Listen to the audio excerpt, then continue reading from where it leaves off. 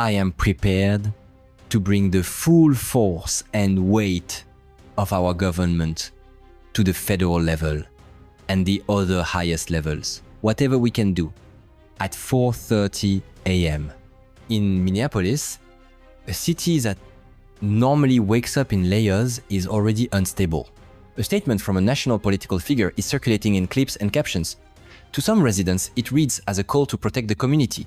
To others, it reads as political cover for escalation.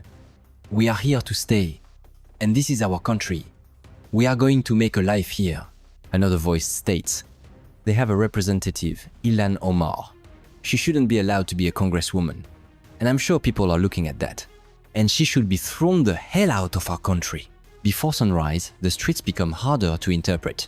Rumors move faster than verified facts. Crowds gather, then split, then regroup a block away. Police scanners fill with overlapping reports that do not match. As the morning progresses, more people realize this is not just about one confrontation. It is about what happens next and what a city can lose when uncertainty takes over. Welcome to Border Watch Daily, where we reveal the hidden truths behind the headlines. Today, we uncover a story of a city under siege, not just by visible unrest, but by a sinister operation hiding in plain sight, and the shocking revelation that nearly brought an entire community to its knees.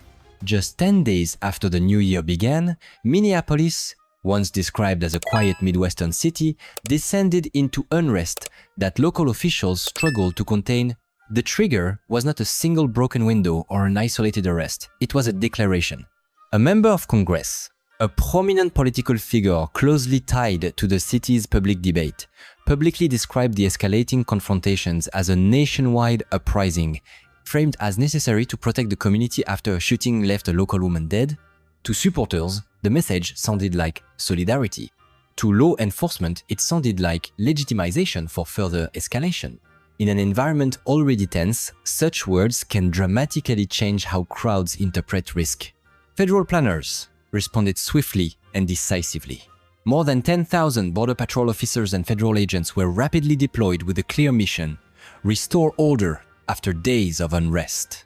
Checkpoints were reinforced across key corridors, patrol ships were doubled on nearby waterways, helicopters circled continuously overhead. On paper, the response looked overwhelming. In practice, it did not resolve the instability, it reshaped it.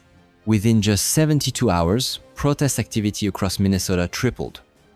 Police logs recorded more than 430 violent incidents, including arson, assaults, and coordinated blockades. Emergency calls surged by 58%. Night after night, officers deployed tear gas and stun grenades as fire spread and sirens replaced sleep. The public saw a city losing control. But inside the chaos, investigators began to see something that did not fit the idea of spontaneous disorder. Amid a security system stretched thin by riots, teams from the Federal Bureau of Investigation and Immigration and Customs Enforcement started comparing incident patterns with information most people never see. They were not looking for the next flashpoint. They were looking for what the flashpoints might be covering. As public focus locked onto the street level, the system behind public safety began to fray. In that vulnerable space, investigators started noticing something that did not align with the riot narrative. The violence did not appear random. It showed clear patterns. Certain streets ignited at predictable times. Certain intersections drew coordinated blockades that pulled patrol units away from specific zones. It looked less like spontaneous chaos and more like calculated pressure applied to a map. Then another set of reports began to stack up, separate from the riot logs. Missing children. Not just one or two cases, but more than 230 children were reported missing across Minneapolis and its surrounding areas. Families filed reports, portrait photos appeared on lampposts and storefront windows, names were repeated in community meetings, then repeated again. Over time, some of those posters faded into silence. Investigators began asking a question that cut against the public conversation. What if the unrest was not only a crisis to survive, but also a cover to exploit? What if the city believed it was fighting disorder while something else moved beneath it? Behind the sirens and the headlines, analysts began to suspect a sophisticated trafficking network operating inside the disruption, a system they estimated to be worth nearly $2 billion. If that suspicion was correct, then the most dangerous part of the story was not the shouting in the streets. It was what the shouting might have been designed to hide. The next step was simple but decisive. They compared missing child reports with arrest logs and incident maps, they looked for clustering, and they followed the locations that kept reappearing. As investigators compared missing child reports with arrest logs, one truth became impossible to ignore. The disappearances were not scattered evenly across the city. The cases clustered around specific addresses, the same names on incident maps, the same blocks that police units kept abandoning whenever a new fire or blockade pulled them away. Those addresses were not schools or playgrounds. They were a small group of privately owned hotels being used as temporary housing for migrants and refugee families. During the unrest, these properties sat in a blind spot. They were crowded, loosely managed, and treated as sensitive sites where routine inspections were often postponed for safety reasons. At first, analysts treated the hotels as a coincidence. Then, the numbers held steady through every dataset they tested. Missing reports, emergency calls, patrol redeployments, the same properties kept appearing. These properties shared a single connection. And once that connection surfaced, the case stopped being about unrest and became about control. At the center was Sophia Abdi Aden, a 42-year-old Somali-born mayor who had built a public identity around humanitarian governance. For nearly 5 years, she was praised as a symbol of compassion, a leader who expanded housing programs, funded food assistance, and pushed emergency shelter initiatives for displaced families. In press photos, she stood beside community volunteers. In speeches, she spoke the language of protection. But federal analysts were not reading speeches, they were reading ownership structures. Property records showed that more than a dozen hotels linked to migrant housing were quietly controlled through shell companies connected to her inner circle. The companies looked clean on paper, filed the right forms, and kept the same law firms and registered agents. Yet, the pattern was clear. The hotels were not simply managed by the city. They were controlled through a private network that could move assets without public scrutiny. Inside those buildings, documentation was inconsistent. Children moved in and out without reliable tracking. Basic intake paperwork was incomplete or duplicated. Oversight was limited. And during the most intense nights of unrest, it was close to non-existent. That gap became an opportunity. According to federal reporting, at least 200 children, most between the ages of 8 and 16, were identified as having passed through this hotel network and then disappeared. Investigators did not describe it as a sudden wave of abductions. They describe it as a process. Children entered under one name, shifted rooms, transferred to another property, and then vanished into paperwork that no longer matched reality. The selection did not look random.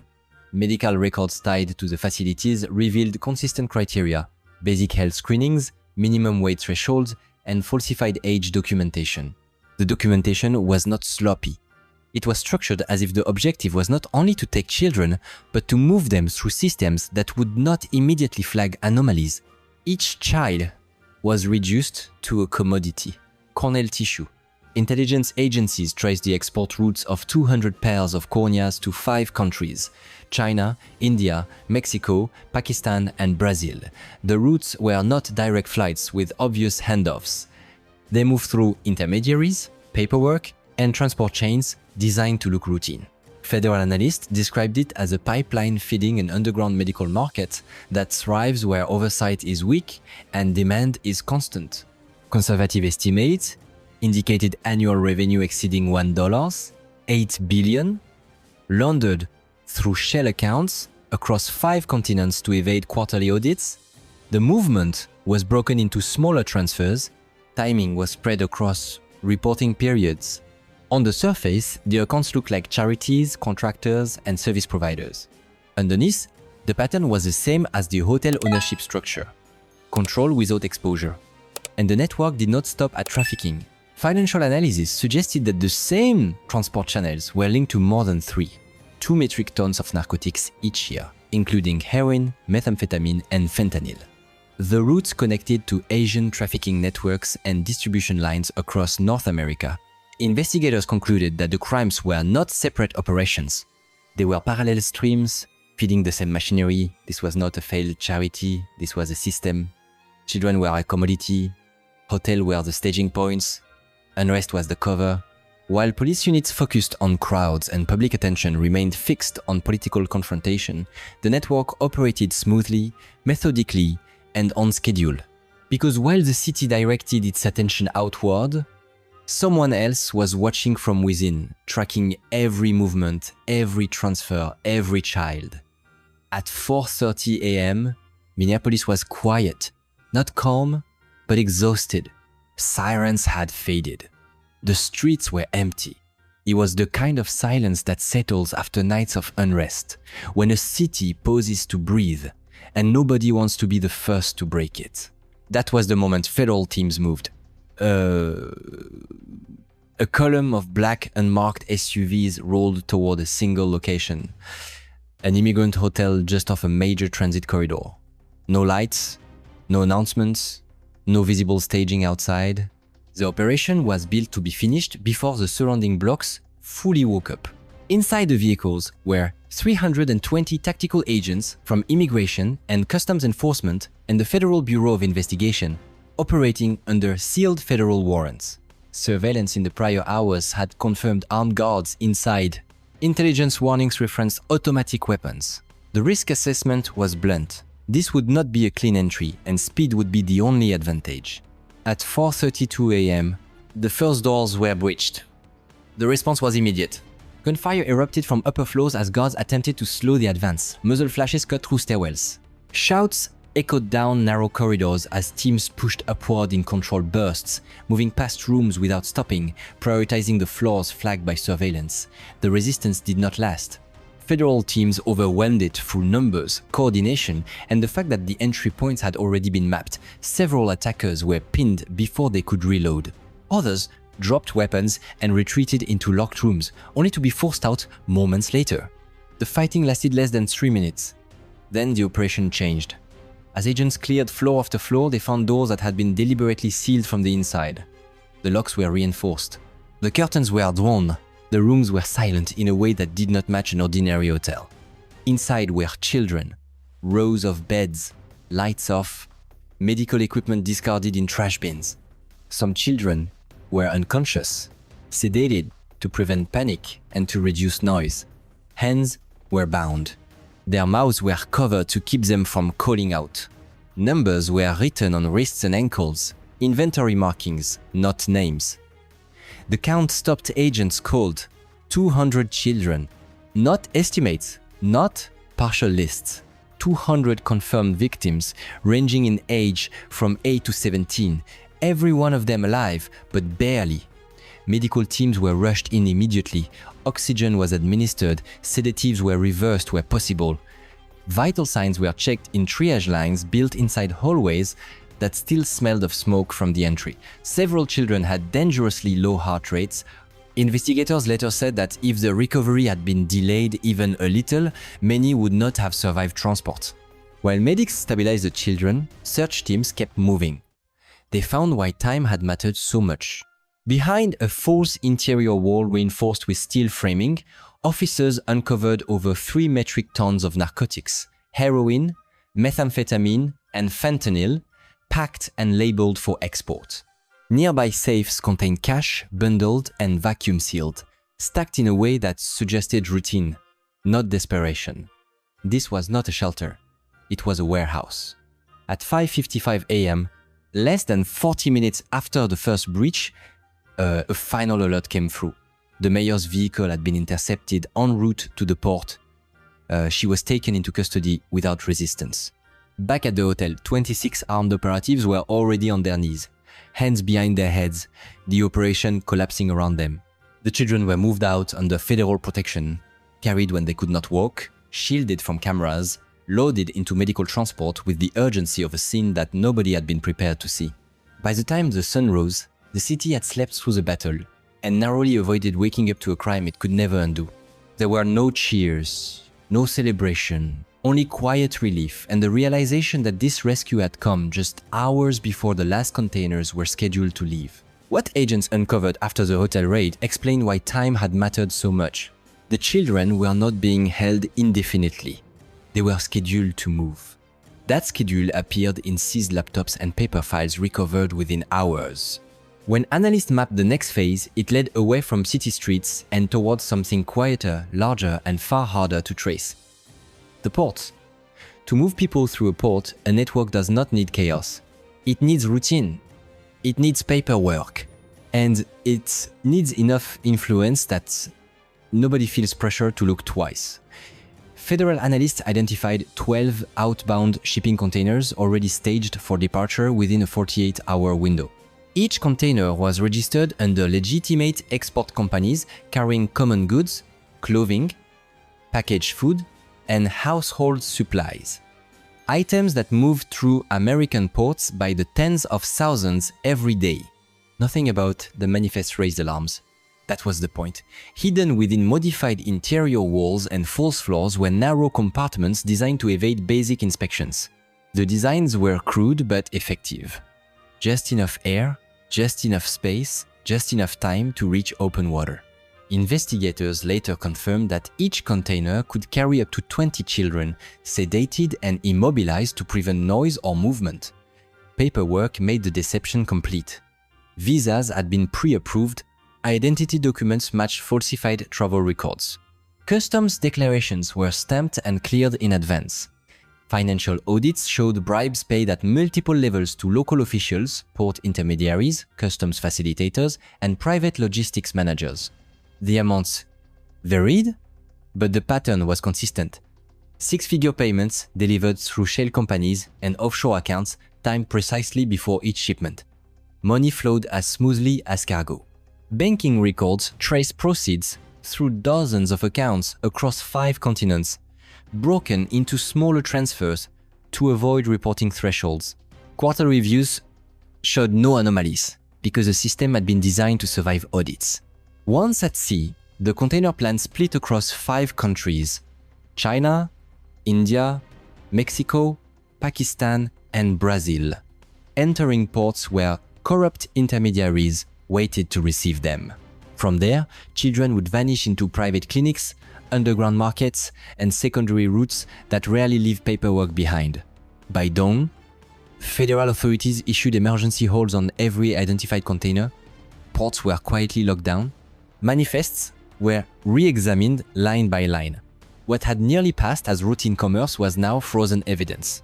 The raids stopped the children from leaving the city. The port discovery showed how close they had been to leaving the country. But stopping containers did not explain how a network of this size survived for years in plain sight. The next answer was already waiting in the records: the money.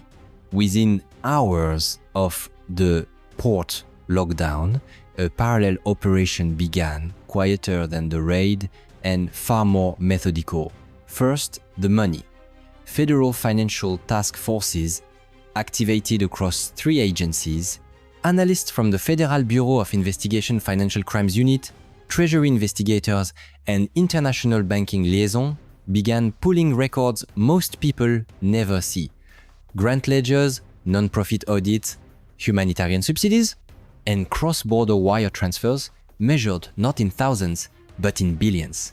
Over a 5-year period, more than $2. $4 billion flowed through a web of shell non-profits, migrant housing funds, and medical outreach organizations tied to the same inner circle. On paper, the money funded food, shelter, and emergency care. In reality, it was recycled, broken into smaller transactions, delayed across quarters, and routed through offshore accounts engineered to survive audits. Investigators identified 47 shell entities across 5 continents. Medical supply contracts were inflated by as much as 300%, creating surplus cash that vanished overseas. Bank records showed recurring 6-figure payments timed precisely before shipping windows. $620,000 here, $880,000 there, kept below thresholds that trigger automatic scrutiny.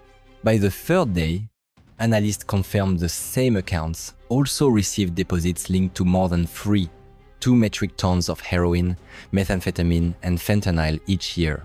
Different crimes, same pipelines hidden behind the language of charity and governance. Then, the protection. Once the financial picture was clear, the shielding began to crack. Within 48 hours, federal subpoenas went out across Minnesota and beyond, demanding paper, emails, call logs, and banking authorizations. More than 1,200 documents were seized from housing authorities, port offices, non-profit boards, and municipal departments that had never before appeared on a criminal map. By the end of the first week, 9 senior officials tied to migrant housing oversight quietly stepped aside. Internal court records later showed at least 37 child welfare reports sealed or delayed over 3 years, with site visits deferred when unrest made postponement sound reasonable. Arrests followed. Federal agents detained 14 logistics brokers, 6 document forgers, and 11 port intermediaries across 3 states. On a hidden server, investigators found internal risk assessments, tracking public outrage, protest activity, and media focus. When unrest spiked, shipments accelerated. When attention fell, operations slowed. Over 5 years, the system lost less than 2% of projected profit to disruption. Finally, the aftermath. When the mayor was formally charged, the public story collapsed. Verified records linked her associates to offshore accounts holding over $410 million at the time of seizure. By the time indictments were unsealed, 23 officials and facilitators faced federal charges, with more warrants pending. Internationally, prosecutors issued 18 arrest warrants and sent cooperation requests to 5 countries. While briefings noted recovery rates for children trafficked abroad historically fell below 5%, the first priority remained the children. More than 70% showed signs of prolonged sedation. 36 required immediate cardiac monitoring. 14 were treated for severe respiratory suppression. Doctors later said that if transport had been delayed by even 6 to 8 hours, fatalities would have been likely. Long-term care plans were funded through emergency federal allocations, with estimated costs exceeding $120 million within 30 days. Ports revised inspection protocols. Thermal scans were upgraded. Randomized container checks increased by 43%. Minneapolis returned to calm, but not to comfort. In a classified after-action review, analysts concluded the network had been operational for at least 7 years with annual profits exceeding $8 billion, because it did not depend on secrecy. It depended on routine and on the assumption that the worst crimes always announce themselves loudly. This video is for informational and educational purposes. It does not glorify violence or criminal activity. Its goal is to examine how complex investigations unfold, how institutions respond under pressure, and why transparency remains essential to justice.